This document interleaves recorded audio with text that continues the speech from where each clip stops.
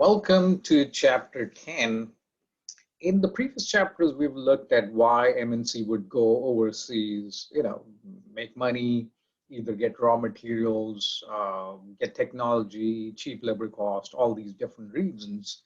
And in the other chapter, we saw how it would do it, like exporting, licensing, forming joint ventures, alliances, things like that.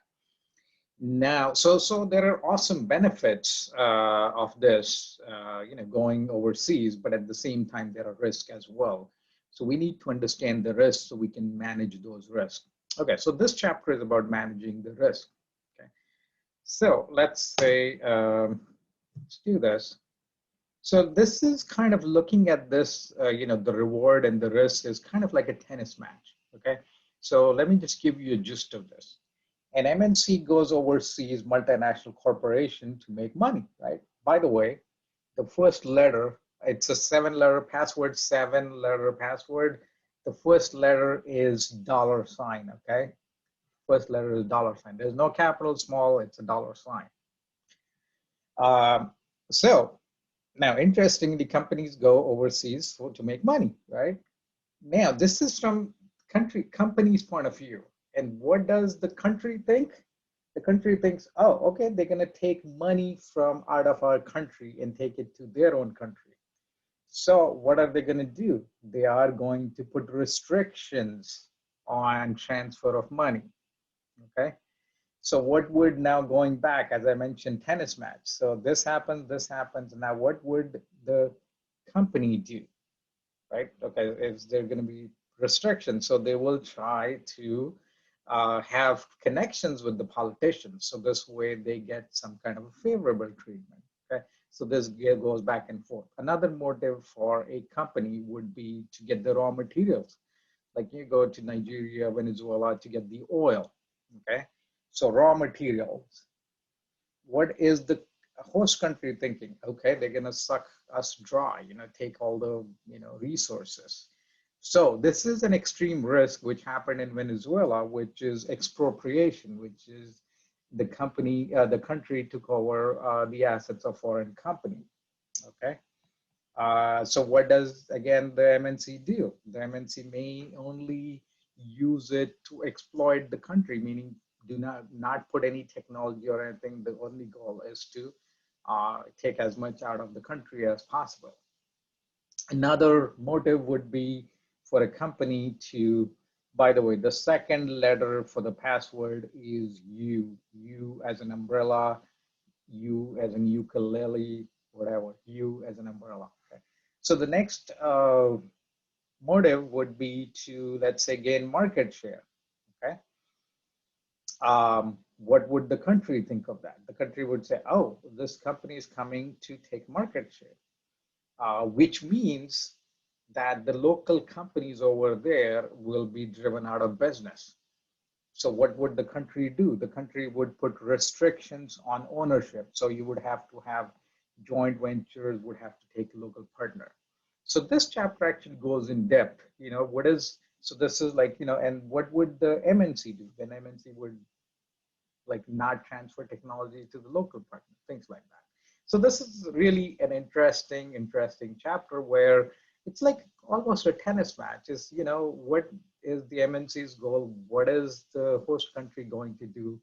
How do they balance those things? So amazing chapters. Watch this carefully. So now the third and the fourth letters are C and C. Charlie, Charlie. Okay, so there are two. So C and C. Okay, Charlie, Charlie. Okay, so there are two. So the third and the fourth letter is CC. Okay. All right. So as I just discussed that, and again, as in the chapters, in this videos, I like to give you information beyond what is there in the chapters, or help you understand what is there in the chapters easily. So the goal is not to read whatever is on this, but to uncover only a few key important ideas. Okay. All right, so let me also show you, so the macro and micro risk. Macro is putting restrictions which affects all the companies, okay? So China's decision, foreign exchange transactions, or other decisions such as you have to have a local partner in the country, things like that. Those are macro political risks. Also, you may have connections with one political party. That party is in power, and then you may get favorable treatment. Once that party is out of power, things may change. Micro political risk is things that are specific to a particular industry, like tariffs or price controls or quotas or things like that. Like, we put tariffs on goods coming from China, or that's actually a macro one, but a micro one would be tariffs on a particular item like steel, aluminum, things like that. So let me also go to this other thing. One of the things as you're looking at that is you want to see how risky the country is, okay? So this is what you're doing. We are looking at the corruption perception index. And I'm not sure how many of you are surprised to see United States at the 22nd position. Some of you are surprised, some of you are like, yeah, we know, campaign finance, things like that. So things are called by different names in different countries. Some could call it bribing the politicians, and some could call it campaign finance, which at the end of the day is meant to influence the party in power to make decisions that are favorable to the country. So I'm not judging anybody either way, but this is what actually makes it challenging for the companies to do business. All right, let's get back to our, okay, so looking at this, this is a good chart to look at. So why are we doing business here, India, China, even if they are so low on the corruption index, meaning the corruption is high? Well, it's again a game of risk and reward. So if you have amazing rewards coming, then you're willing to take a little bit of risk and you're willing to factor that in. By the way, read the chapter. There are some interesting stories as to how companies, so there was a company in Ohio that would make bearings and what they did with the packaging and things like that to overcome that risk. So there are companies that come up with innovative ways of making sure that counterfeiting doesn't happen. Also, the chapter talks about before the Nike's new shoe model was out, the official shoe, there were knockoffs out in the market. So I'm sorry, I'm laughing or chuckling at this, but sometimes the thieves are a lot smarter, and so the MNC has to be one step above that.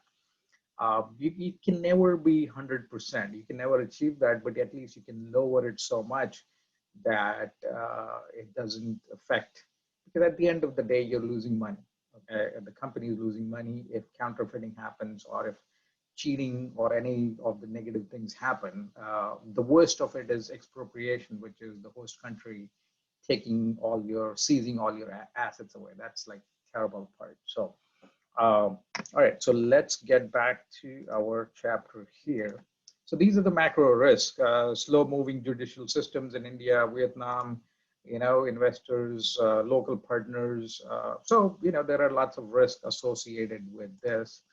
And then the steel tariff, these are the micro ones as we discussed earlier. And now the terrorism also plays a role. So you want to make sure that you are taking precautions for that. Expropriation, as I mentioned, that's like seizing all the assets. That is the highest risk. A lower risk would be some kind of tariffs or quota. It's still a risk, but your operation is not significantly influenced. Versus expropriation, it's all taken away from you. So this is like, so before you actually start putting things in place, you have to start looking at what are the risks. So you have to come up with a framework. So this is a pretty good framework, a three-dimensional framework. And this looks at political risk. So this is like transfer of money. You make money, can you transfer it to your own country? What are the problems with that?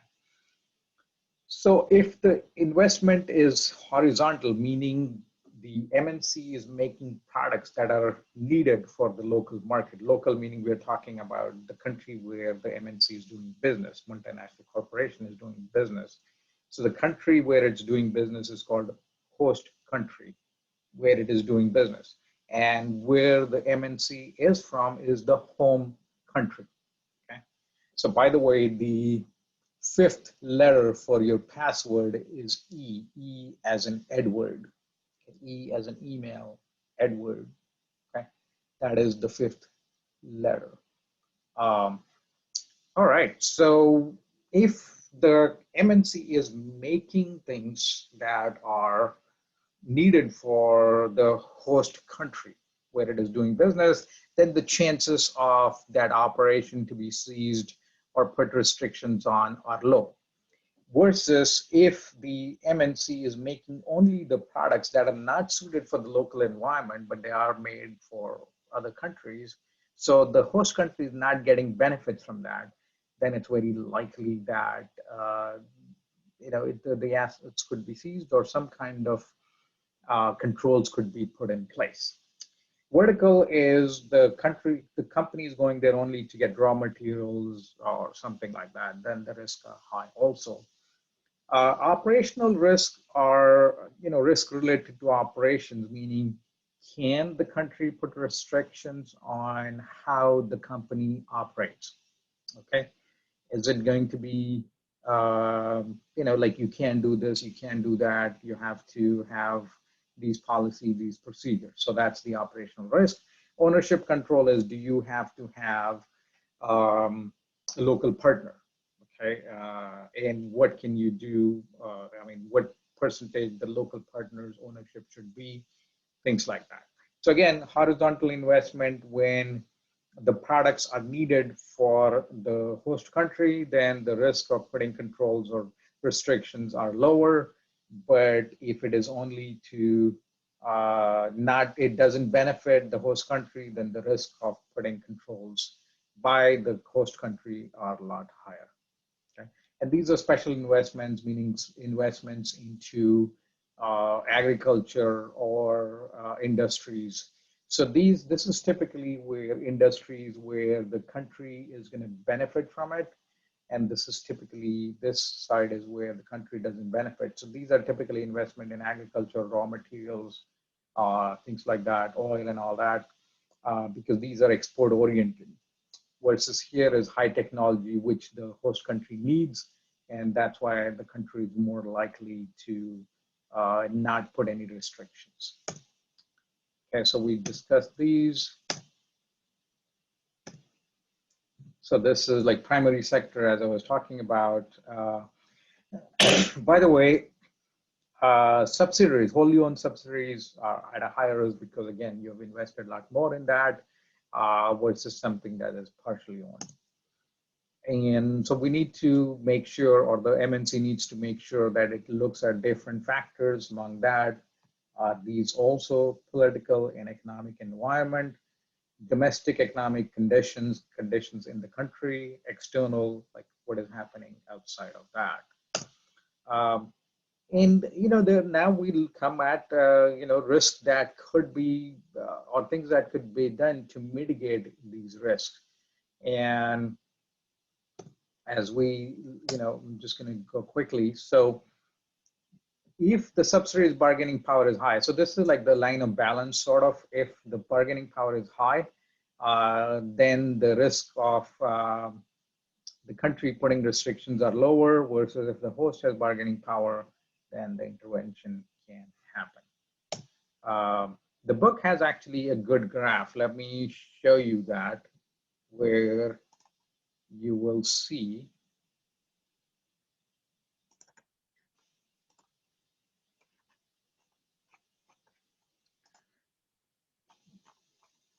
All right, we're looking at, sometimes I can miss these things. Okay, I think it's the page before this. All right, okay, we're there. All right, so this is what I was going to show you is, if the technology is high, like the country needs the technology. And again, look at the needs, okay? What is it that you need? If you need this, then you're more likely to play by the rules, okay? If there's something that, there is not much balance of power, then the parties are not going to play fair. So in that case, you have a choice. You could say, why should I do business with countries that are not doing or playing fair? Similarly, a country could say, why should I, play fair with a company that's not playing by the rules? So things happen on both the sides. It's not like companies are bad or countries are bad. I mean, both of them are equally responsible sometimes. And sometimes, the situation gets lopsided where the country is putting really strict restrictions. And sometimes the company could be doing shady things. So again, you have to judge it on a case by case basis. Right. Okay, let's get back to the chapter again. And so in order to mitigate, you could come up with integrative techniques. What that means is you have an operation that is integrated in the local environment, meaning you hire local people, you develop political relationships, you do as much locally as possible. So this way, you don't look like a foreign company. So the country is going to think twice, like, oh, these guys are good. These guys are hiring local people. So a lot of things could be affected, and there is going to be collateral damage. So let's try to work together. Versus protective and defensive techniques, these are good when you have something that is extremely, extremely valuable and you want to protect it. So then you're going to disclose only very little or do very little that is exposed to some kind of adverse action by the government. So these are different ones: lobbying, campaign financing, public relations, having relationships with political actors. So it's not like there's one guaranteed strategy that works all the time. You have to come up with multiple ways of making things work. So it's better to kind of approach it from multiple fronts. And another way is to have alliances. Alliances are especially good because your partner understands the local environment much better, and they are able to navigate through the rough waters. But there are always challenges. Is the local partner could steal things from you, may not hold their end of the bargain, and so on and so forth. And the host government still plays a role in it. The host government can still interfere, and in many countries such as China, the company that you will be partnering with the government could have a huge ownership stake in that. So you have to look at, are you comfortable with that? And companies, Starbucks, Uber, a lot of Airbnb, they've done really awesome by partnering, joint venturing with local firms. So that's it for this chapter. And the last two, 6 and 7, the characters are $, okay? So 6 and 7, as I said, it's a 7-letter things. So the first letter was $, and there are 2 C's in the middle, and it also ends with $2. So it's a 7-letter word, okay? So to recap, again, it's like a tennis match sort of. Company is going in, let's say, to make money. Then the country is skeptical. Then they put some kind of controls on that. Then the company kind of says, okay, we got to have some political relationships to manage that. Or if the company is going there to grab market share, the country thinks, okay, we'll put restrictions. They have to have joint ventures, things like that. So, it's an interesting chapter. It's about how does a company manage risk and make sure that, you get the rewards that you went in there for, okay?